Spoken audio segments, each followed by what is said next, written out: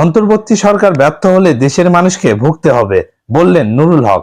দেশে বেকারত্ব মহামারী নিরসনে অন্তর্বর্তীকালীন সরকারের কাছে বাংলাদেশ যুব অধিকার পরিষদের ৭ দফা প্রস্তাবনা শীর্ষক আলোচনা সভায় গণ অধিকার পরিষদের সভাপতি নুরুল হক আজ রোববার দুপুরে রাজধানীর বিজয়নগর এলাকায় গণ অধিকার পরিষদের কার্যালয়ে অন্তর্বর্তী সরকারের সফলতার উপর দেশের আগামীর ভবিষ্যৎ নির্ভর করছে বলে মন্তব্য করেছেন গণ অধিকার পরিষদের সভাপতি নুরুল হক। তিনি বলেন, এই সরকার সফল হলে দেশের মানুষের জন্য ভালো হবে, আর যদি ব্যর্থ হয় তাহলে দেশের মানুষকে ভুগতে হবে। তাই সরকারকে সফল করার জন্য সবার সহযোগিতা করা উচিত। দেশে বেকারত্ব মহামারী নিরসনে অন্তর্বর্তীকালীন সরকারের কাছে বাংলাদেশ যুব অধিকার পরিষদের ৭ দফা প্রস্তাবনা শীর্ষক আলোচনা সভায় নুরুল হক একথা বলেন। আজ রোববার দুপুরে রাজধানীর বিজয়নগর এলাকায় গণ অধিকার পরিষদের কার্যালয়ে এই সভা হয়। সভায় নুরুল হক বলেন, শেখ হাসিনা দেশ ছেড়ে পালিয়েছেন, অথচ তার দোসররা এখনো সক্রিয়। তারা গোপালগঞ্জে হত্যাকাণ্ড ঘটিয়েছে।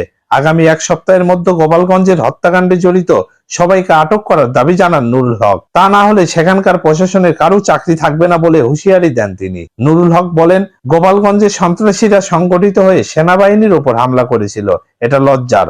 তিনি বলেন, তাদের শায়েস্তা করতে না পারলে ভবিষ্যতে বড় ধরনের অঘটন ঘটাতে পারে। আওয়ামী লীগকে পুনর্বাসন করে রাষ্ট্র সংস্কার সম্ভব নয় মন্তব্য করে গণ অধিকার পরিষদের সাধারণ সম্পাদক রাশেদ খান বলেন, এরই মধ্যে সর্বত্র বিশৃঙ্খলা শুরু হয়েছে, রাষ্ট্র স্থবির হয়ে আছে। রাষ্ট্র সংস্কার করতে হলে সবার সম্মিলিত প্রচেষ্টা দরকার, কিন্তু রাজনৈতিক দলগুলো কাজে সম্পৃক্ত করার ক্ষেত্রে অনীহা দেখা যাচ্ছে। রাজনৈতিক দলকে দূরে রেখে কি রাষ্ট্র সংস্কার করতে পারবেন? বাংলাদেশ যুব অধিকার পরিষদের সভাপতি মঞ্জুর মোর্শেদ মামুন বলেন, এই ৭ দফা প্রস্তাব তরুণদের মুক্তির লক্ষ্যে অবিসংবাদিত প্রস্তাব। সরকার অনতিবিলম্বে এসব প্রস্তাব আমলে নেবে, অন্যথায় সারা দেশে তরুণ সমাজের মধ্যে জনমত তৈরি করা হবে। ২০ সেপ্টেম্বর মানববন্ধন ও ২২ সেপ্টেম্বর জেলা প্রশাসক বরাবর সারা দেশে স্মারকলিপি দেওয়া হবে। বাংলাদেশ যুব অধিকার পরিষদের ৭ দফার মধ্যে রয়েছে সব ধরনের বৈষম্য মুক্ত চাকরি ও কর্মসংস্থানকে মৌলিক অধিকার হিসেবে সাংবিধানিক স্বীকৃতি ও বাস্তবায়নে অগ্রাধিকার দিতে হবে।